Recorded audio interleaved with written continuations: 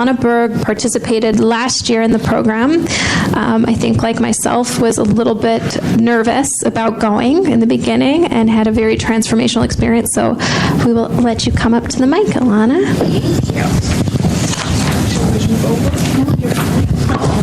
Right here you are. We still have some questions for you.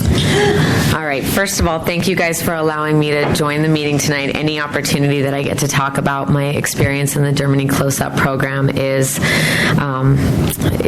very welcomed, and I love talking about my trip and my experience there. So just to give you a little bit of background about myself, I'm a 35-year-old regional sales director for an IT company here in Chicago. I come from a traditional Jewish family out of Texas, El Paso, Texas, actually. My family history is, my ancestry is from Germany and Lithuania. My grandmother's family was actually from Western Berlin, and right before World War II, my grandparents migrated to Israel. Unfortunately, my great-grandparents decided to stay in Berlin to support their thriving fabric business and eventually fled to Austria to escape the Nazis, but were unfortunately captured and killed at Auschwitz-Birkenau. With this history lingering in my mind throughout my life, the thought of going to Germany and being anywhere near what happened there was the last thing I thought I would ever do. As a matter of fact, my dad and I had a conversation about touring Europe about 5 years ago, and we both agreed that Germany and Austria were just not for us, regardless of our family history. Too much had just happened there. But in 2012, I was fortunate enough to meet Jenna and join the ADL Glass program. So it was a quick and educational way to learn about all the facets of the ADL and what issues the organization deals with, both locally and at a national level. I attended the global conference in DC for the Millennium Anniversary and got my second taste for the ADL at a higher level. When the Germany Close-Up program was an opportunity to go to Germany and learn more, I simply thought, that's just not for me. To leave work for 10 days, to try to get my boss to agree to the time off, going to Germany, 10 days off just wasn't my idea of a vacation, to say the least. So Jenna and I had a conversation about past experiences on this trip and why she felt it was the opportunity of a lifetime. And I figured if I'm going to go to Germany and get to experience some of my family history, I'd like to do it on the German government's dime and see the past and current issues that we deal with as Jewish people there. So the chance to learn about today's Germany and how they still deal with anti-Semitism and anti-Israel sentiments today and get a little taste of my family history, I figured I'll go.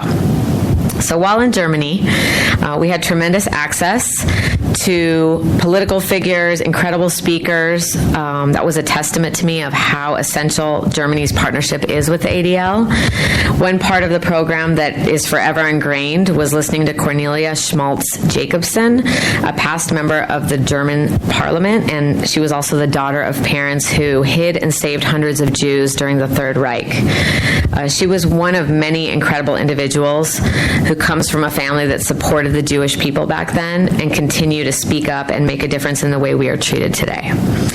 Once I returned to Chicago, I knew I needed to get involved and, most importantly, keep myself educated about what is going on in the world and what the ADL is dealing with on a daily basis. So at that point, I joined the ADL General Board and have become so much more aware of not only my surroundings, but what people say and do around me, how casual statements and comments are perceived by other people, and why the ADL is so incredibly important.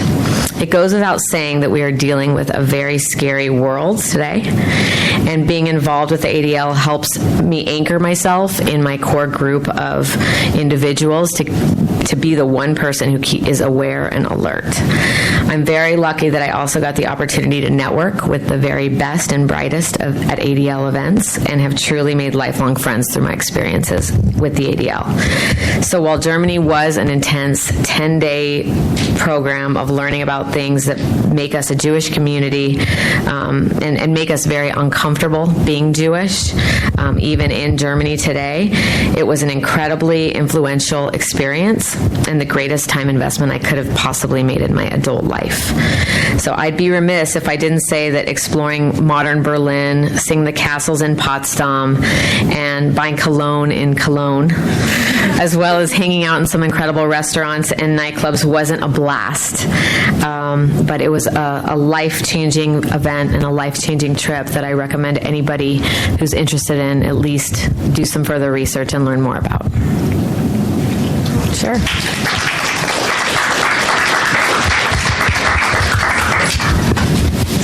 I think we'll just open it up for questions this time. Anything about, yeah, Jen? So I actually have a question for Vincent.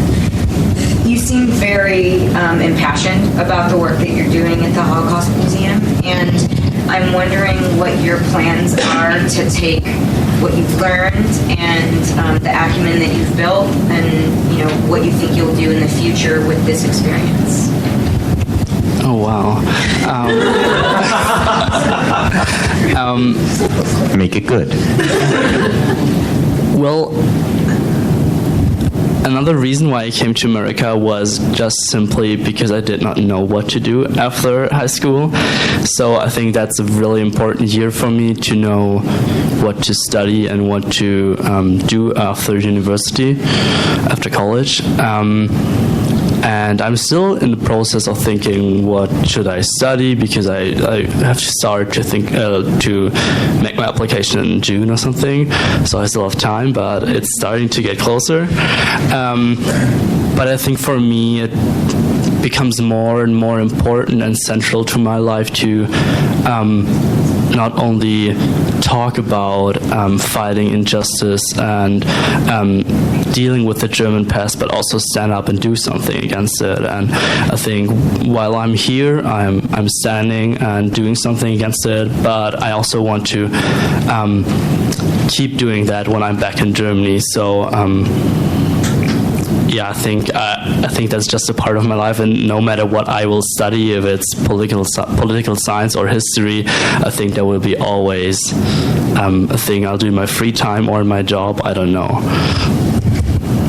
May I answer the young lady?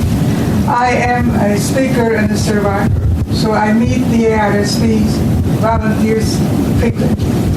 To answer your question, I am in touch among many others, but one young man who was an ARSP person 8 years ago, I have a very close touch with him almost on a daily basis.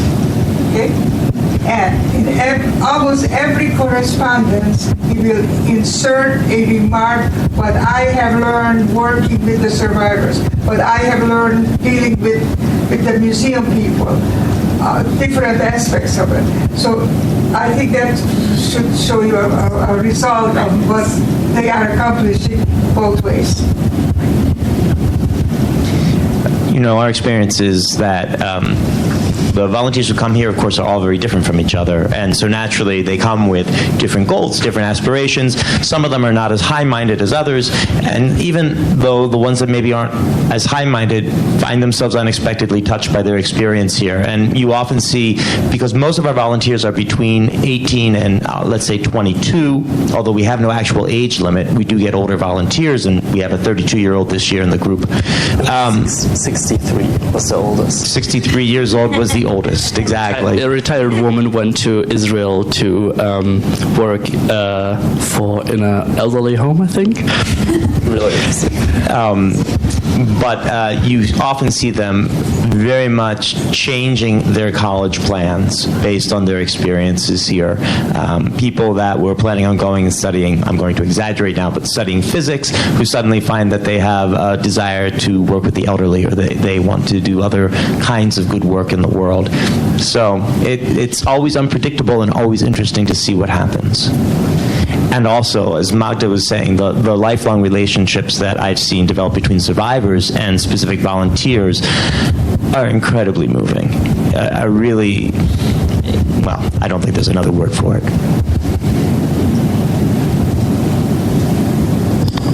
Any other questions? No?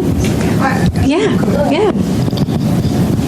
What are the chances of history repeating itself as far as Nazism rising and another Holocaust? In your opinion, naturally.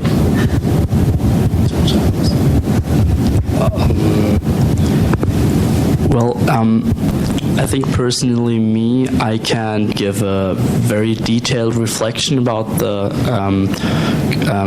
Israel-Palestine conflict of the last 50, 60 years just because I'm too young for it. But what I saw this year and the last year in Germany and in whole Europe, but I think also in America, in the news and also on the street, is a growing anti-Semitism. And I think it's also from an intellectual part that wants to forget about the Holocaust. That exists big writers, like for example the Nobel Prize person Günter Grass, a German who is willing to not deal anymore with the German past. And I think this is really dangerous. And I can't tell anything about that it repeats itself, but I think the work ARSP does, or the ADL, is something very, very strong against that growing anti-Semitism and also anti-Islamism in Europe and in America. And I think that's a really important work we do. And I also see a lot of protests against this by people, by politicians, by companies, and I think that's really important to see as well. I would just add, ARSP and our volunteers do a great deal of service while they're here. But I think one of the most important things is what they take back with them. And we have over 7,000 former volunteers in Germany, starting from 1958. And many of them end up in important places, in parliament, in the media. And so I think that this program has a real impact on German society. And while no one can promise the future, I think it's another reason why I personally feel very, very proud to be connected with it. I am a positive thinker all my life, but otherwise couldn't make it to this time of my life. Nevertheless, we speakers address thousands and thousands of people of all ages, different religions, different backgrounds. And if I were to show you the amount of what we lovingly call the fan mail that comes from the students, what they promise, what they have heard and what they have learned and what they respond in their letters, there is hope for the future. Especially when they quote you. You know that they listen.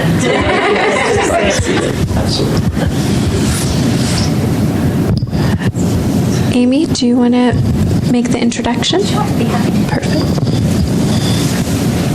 Hi, I'm Amy Schwartz. I have the great privilege of being Jenna's colleague, and I wanted to also just express my genuine and deep enthusiasm for the mission and being a co-leader. I'm really excited about this.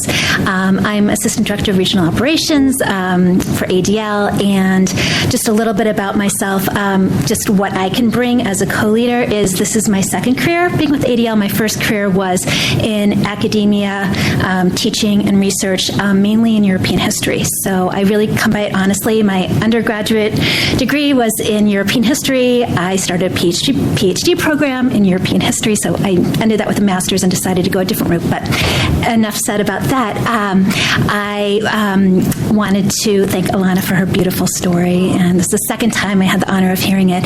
And I'll keep this brief. It's my great pleasure to introduce the Consul General of Germany, Herbert Quell, who is just started his post in July, and he comes from a long career, a lot of experience in different posts throughout the world, ranging from Pretoria to to Havana, to Los Angeles, Warsaw, and Baku, which I learned is in Azerbaijan. I'm going to butcher it. Azerbaijan. Thank you. Anyway, thank you so much for your support, and we're really excited to work with you. And the ADL office has had strong ties with the German consulate, and we look forward to continuing partnership with the consulate. So thank you so much. Please.